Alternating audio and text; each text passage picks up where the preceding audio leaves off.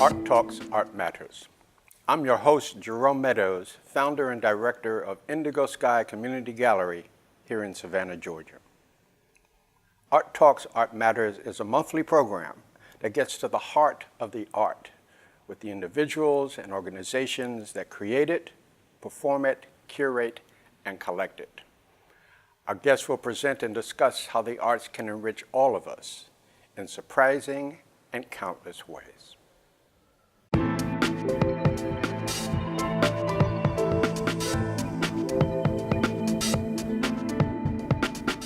I'm delighted to have as our guests on this program two distinguished members of Savannah's dynamic music community, Mr. Ricardo Ochoa and Ms. Huxley Scott.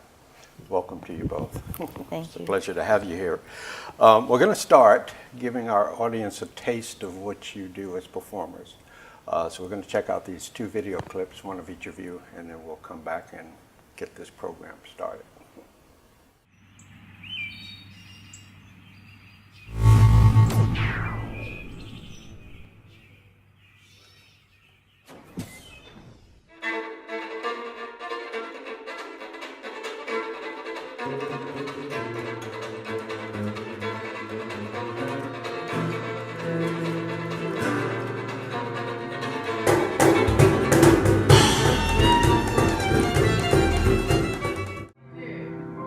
When you're down in trouble and you need some love and care,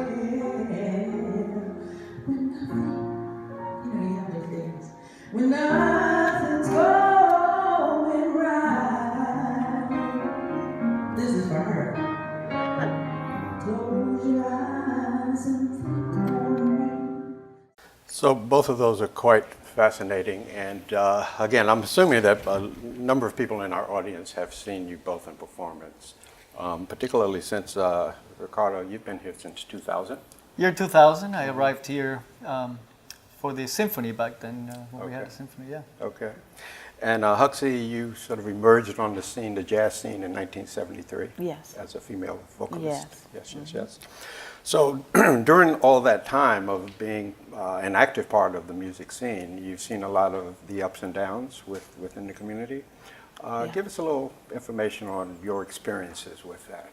Well, I can only speak from 2000 and on, of course. You know, I arrived here for the Savannah Symphony, and I was just in the world of music, classical music, and since then deviated to jazz and other styles as well.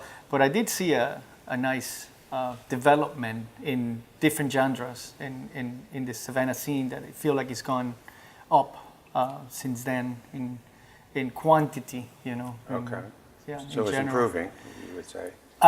In quantity, I mean, I can't tell you, I mean, how much talent there was here when I arrived already. You know, really? of Okay. such as, you know, Huxley as a singer, Ben Tucker, and such a great players like, you know, the Benedetto guys like Howard Paul. You know, and so those are jazz musicians. Of course, the symphony that was here for 50 years before that. 50 years. Yeah.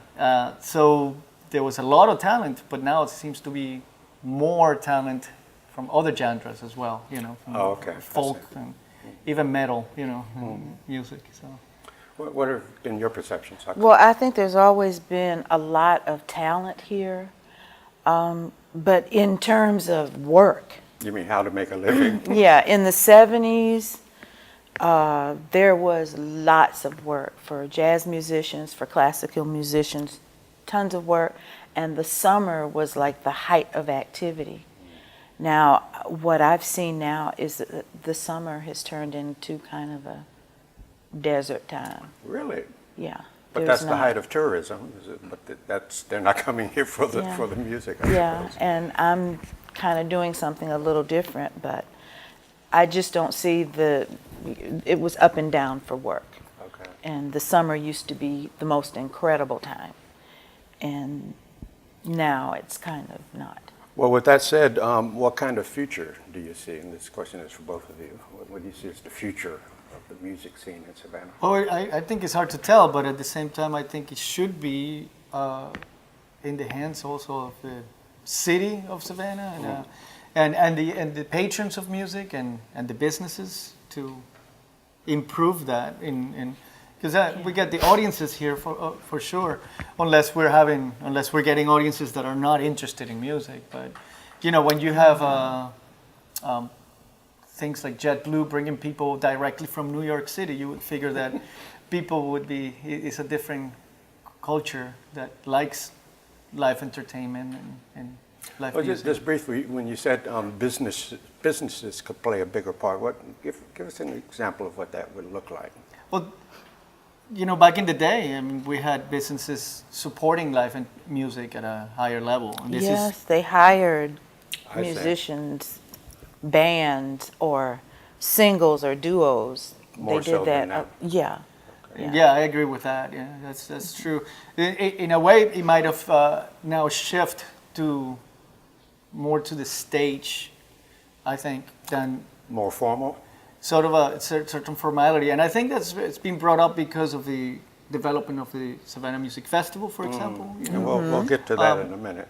So it might be more demand for stage performances rather than the everyday performances or Okay. bars and restaurants. Yeah. Okay. So, Because there used to be a place called the Night Flight Cafe Okay. on River Street, and the specialty was jazz. Really? And How you far could. back is this? That would be 70s, 80s, Okay. and it was absolutely. It was the place to go. It was they pretty did incredible. they did jazz in regular basis, but they also had shows on the weekends, and that's where some of the really cool rock bands perform in the weekends. They eventually moved to Congress Street. In fact, I'm actually working with the old owners right now. They're having a reunion coming up in May. That's nice to know. Yeah. So they're doing a reunion. They're bringing some bands from out of town to perform there and such. So I'm helping them a little bit with the production aspect of it. And I learned so much about that place. But you weren't here when they were I on wasn't River here. Street. That was between 1975 and 87, maybe. You know, so Well, that's actually a good segue, Ricardo, because you organize a lot of events, so you've been very I involved have. in. Is there, what about the various arts communities working together? Is that something that you've seen happen? Is there an interest in that? Well, I've always been involved. I mean, that's since I moved to Savannah. How can we get together? How can we collaborate with one another, even though we don't do the same thing? You know. Right. In fact, I had a wonderful performance at the Lucas Theater with Miss Hoxie once. You know, and we had a great time performing, and we actually played Nashville swing style music. So this is Huxley with Velvet Caravan. It was something that we put together for a fundraiser. So it's actually for a organization of the time, and I decided to do some Nashville style swing music, and we had a steel guitar, you know, and was fun. and two violin players, and you know, so it's not Velvet Caravan per se. But so looking into not only within musicians, but organizations like, for example, the Children's Choir. Yeah, to give a you shout know. out to Roger Moss. and Roger, Children's yeah. Choir. What Which- have you done with them? Well, I've actually done arrangements for the Children's Choir and the orchestra. So they have collaborated with the Savannah Philharmonic. They've done things with musicians such as Eric Jones, for example. We've done The a lot pianist. of stuff with them. Yeah. So there's always the need to do that, and other organizations that are not necessarily just music too. You know, in the Starland District, I've done some stuff in the past. Okay, yeah. Where they combine artists, visual artists, with music, and So that has been happening. That there's a I feel like it a has precedent for that. Yeah, and it's also the urge from scat teachers that are very involved in the community that like to do stuff like that too. Yeah, yeah. So. Well, Huxley, let me ask you your personal story in the music scene. You were singing in the gospel choir for your grandfather's church. Is that correct? That was a given. We had to do that. We had to do that. Everybody. Yes, yeah. And when I was about 18, and I joined the jazz band at Savannah State. At that It was a age? college then, and the band leader or the band director was Mr. Sam Gill, who was also a local jazz musician. Okay. And summers, I worked with the Dixieland Cats Dixieland Band Nice. on River Street, yeah.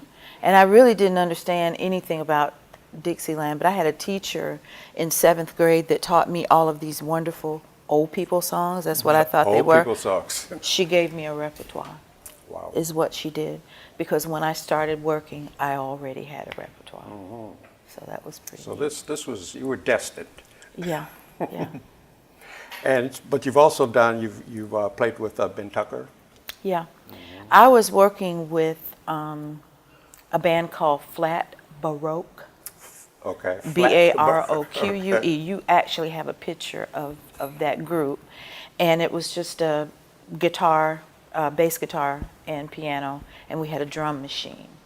And we had pretty good reputation. We worked at it was called the White Hart Inn then, but it's 1790 is what it is, I same see. building. And Ben actually hired me for reputation. He had never heard me. Oh, really? He just Okay. heard about the reputation of the group, and it was a top 40 group. But because of that wonderful teacher in 7th grade, I was able to work with You them. were equipped. Yeah. But you've also worked with the Savannah Theater. Oh, yeah. I've worked with them for the last 14 years. Okay. And in what capacity is Featured vocalist. featured vocalist? Okay. And this is a shot of you with a rather interesting Yeah. hairdo. That was fun. That was fun. What performance was this? This was Grease. Oh, I was the teen angel. okay. And understand you got to choose your own outfit. Yes, that's why you see purple hair and purple dress. Purple is your passion. What's Yeah. the significance of purple, if may I ask? I've had a love affair with that color all my life. If I'm sad, it makes me feel better. I can remember times as a child where I just dress in the color if I was feeling down about something. But the amethyst is my birthstone anyway, because I'm born in February. So, but I've had a love affair with that color. It makes me feel better. It is Welcome my to sign. the purple table. Thank you. So Ricardo, same question. Velvet Caravan, that's your My your group, yeah. your group right now. Tell us a little bit about that.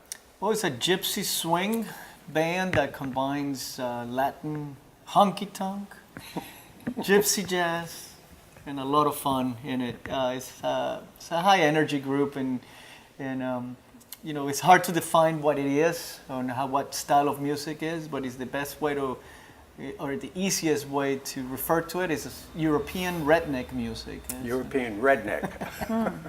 Well, they had a lot of bluegrass players would feel related to it. I guess because of the speed and all that, and but it has a lot, but with a lot more chords than bluegrass. Okay. Of course, the jazz influence has gotten us to that level, but it's fun. We travel quite a bit. We just came for basically a 3-week tour, and we went to Pennsylvania and Florida. And in between, we did this performance that is there. That's a Trinity United Methodist Church. That was our spring show here in Savannah. We're not performing in Savannah as much as we used to. We're only doing 2 shows a year now, 2 major shows. So this was our one show, and then we have another one November 25th of 2015 with Equinox Jazz. We're going to be sharing the stage, and we're going to be collaborating with each other. So, so it's a fun band, and we're getting a And lot how of work. long ago was it formed? And you formed it? Yeah, well, it kind of happened organically with the guys, and he started playing. We started as a duo in a little restaurant down in B. Matthews Restaurant down in I think I remember seeing you there. yeah. So and one day the bass player Eric showed up with the bass. I mean, he couldn't even read, didn't know anything about jazz. So the kid has been learning really hard. Well, he's not a kid, but he's the past 4 years he's been putting a lot of work into it, and we became a trio. Eventually the accordion player and piano player Jared Hall moved from Austin, Texas. He's the true honky-tonk style, boogie-woogie style player. Okay. We didn't think that would work at all, but it did. It's a lot of fun. And then Jesse, who plays percussion, him and I are good friends from the orchestra, the Philharmonic. And he showed up with a cajon one day, and then all of a sudden it was 5 of us playing in this little restaurant. So we eventually got really loud, and so I guess we couldn't play there anymore because it's too much. We have a short video clip from your website. It's your own words talking about how you moved into jazz. Oh, okay. And you mentioned people like Django Reinhardt and others. Yeah. So we'll just take a quick look at that.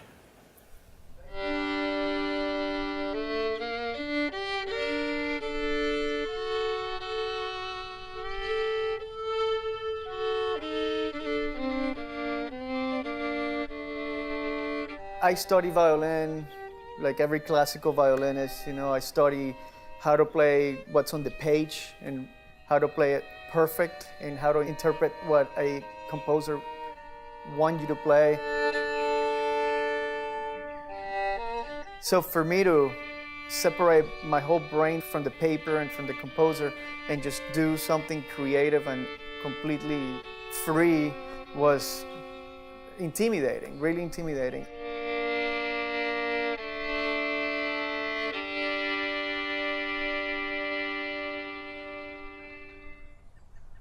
But I started playing jazz with really good jazz players here in Savannah 12 years ago. And I learned a lot from them and how to just loosen up and actually play outside the paper. But I always had in the back of my head, I want to play gypsy. I really want to play gypsy, the way gypsy jazz and gypsy music is done in Europe. Django Reinhardt was a gypsy, started listening to Louis Armstrong, so he started imitating all this American music in that style, but because he had that language, that European language of different scales, he started combining it all together, and that was what became gypsy jazz.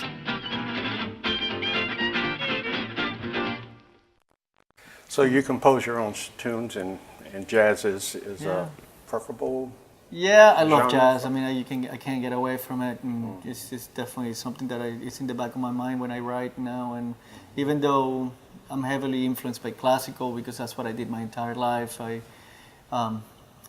put a lot of effort into, showing some jazz ideas and things like that. He's really very good, and he is fun on a job. He is.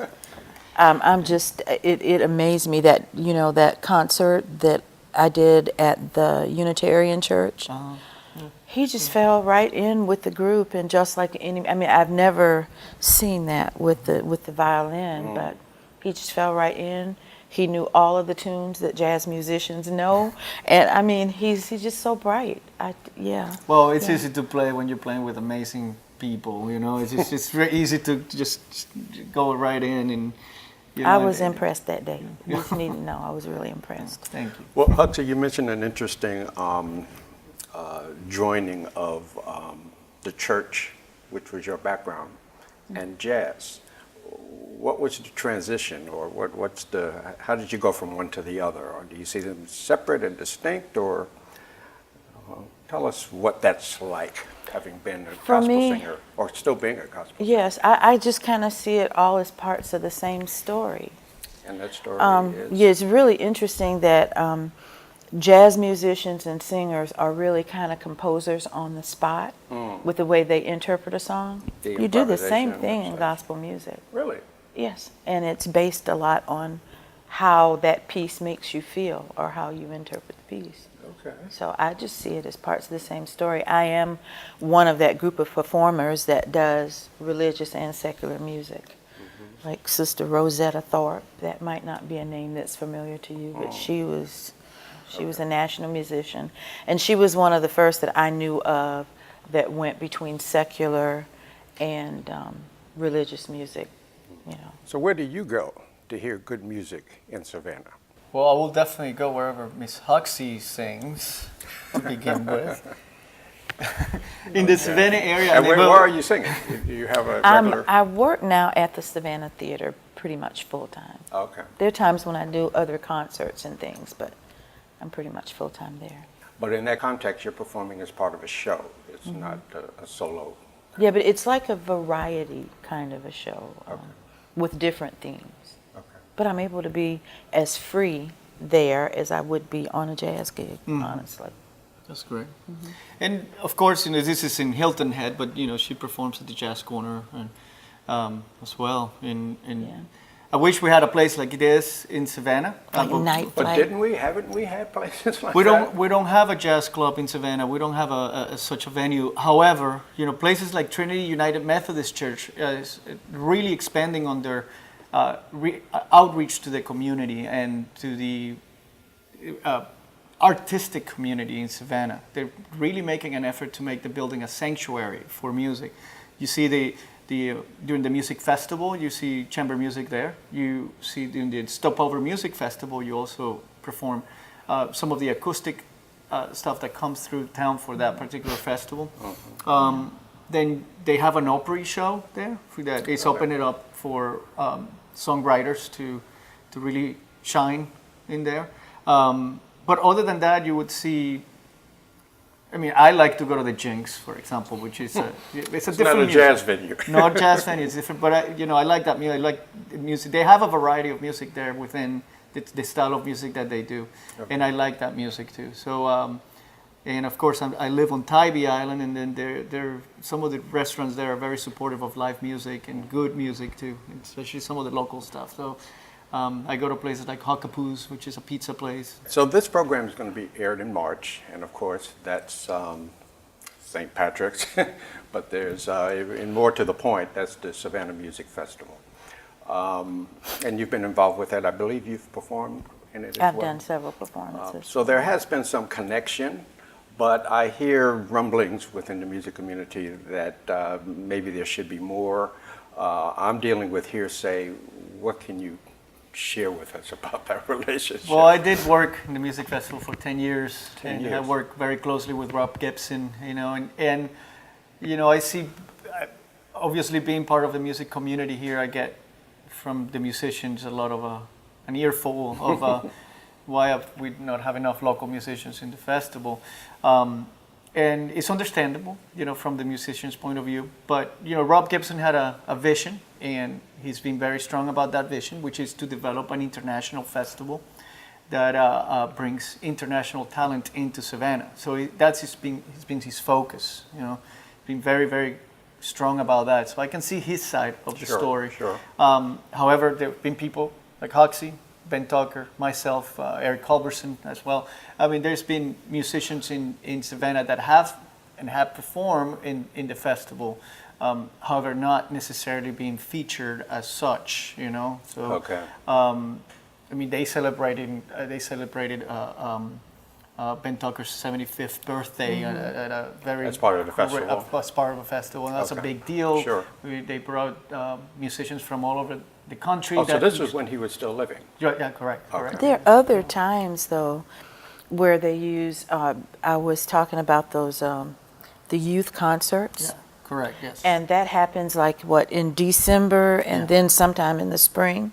It's a good thing that the music festival has. They have a great outreach program, and they created this program that is to educate kids from all Sure. the schools and the history of music and the style of music. It's K through second grade. Correct. But they use local musicians Yeah. and Oh, okay. singers for that. Yeah. So there is that, It's now, if you're the musician that wants to be in a co-bill with somebody else, you probably won't get that, Correct, So right. those are the ones that complain, musicians that complain about not being in the festival. Sure, For local festivals and for local musicians to shine a little better, the Stopover Music Festival is a better fit. Oh, so they do bring in local. They do. They incorporate make it. local musicians. Yes, they do. They feature more of some of the local musicians, and Velvet Caravan is played in that festival, for example. Not every year, but we've done it a couple of times.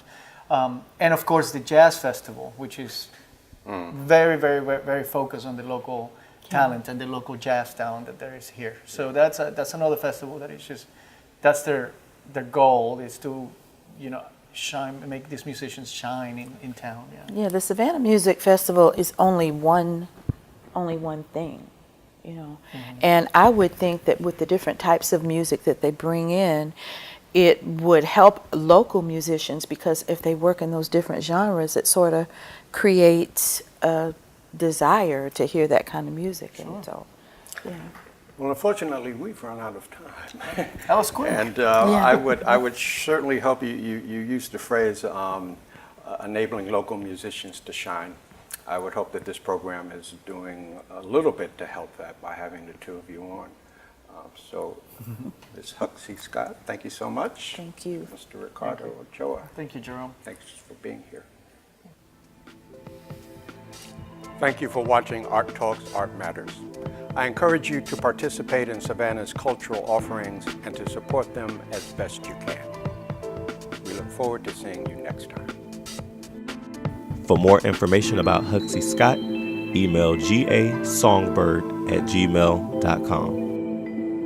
For more information about Ricardo Ochoa, visit his website, www.velvetcaravan.com. Art Talks, Art Matters is made possible through your generous tax-deductible support.